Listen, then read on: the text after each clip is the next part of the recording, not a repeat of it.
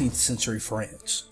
The royal court was in debt and in dire need of money because of years of royal extravagance, financial deficits, and 2 wars. Political problems increased and food riots broke out due to food shortages. Paris, in particular, was a crowded, densely populated city of poor people, which can be seen in unity with dense populations of crowds which can be 1,000 individual NPCs. The masses had no jobs and no money. They began burning and looting the countryside.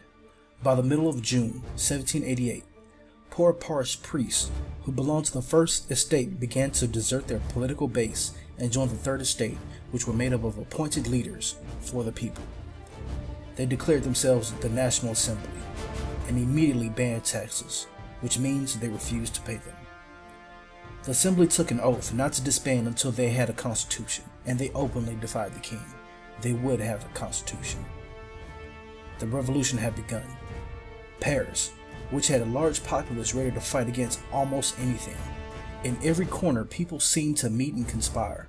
Everywhere, people talked of revolution. Hunger haunted the city.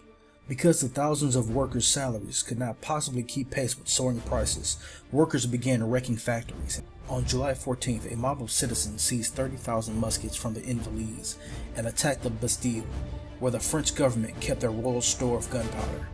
They hung and butchered the governor and his guards, releasing the few prisoners which it held. The people called for a republic.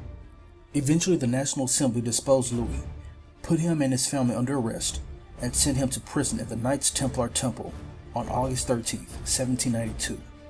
The Assembly guillotined Louis on January 21, 1793. In August, the Assembly sent the Queen to prison. It tried her in October and guillotined her on October 16, 1793.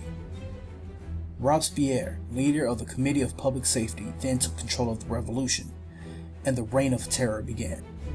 He saw conspirators and plotters everywhere, and anyone disagreeing with him became a traitor. He convinced his colleagues that the preservation of safe society required force and terror. Neighbor turned in neighbor, blood flowed through the streets of Paris. In all, the tribunal killed more than 25,000 people during the Reign of Terror. The followers of Robespierre disapproved of his policing.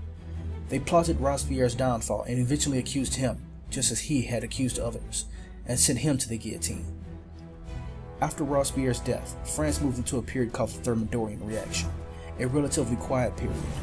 The new government, called the Directory, was inefficient and corrupt, but provided a relatively stable regime nonetheless. Unfortunately, the new government put Napoleon Bonaparte in charge of his army. Unknowingly, it replaced the country's tyrants with someone who would soon become its virtual dictator. This is the backdrop of Assassin's Creed Unity.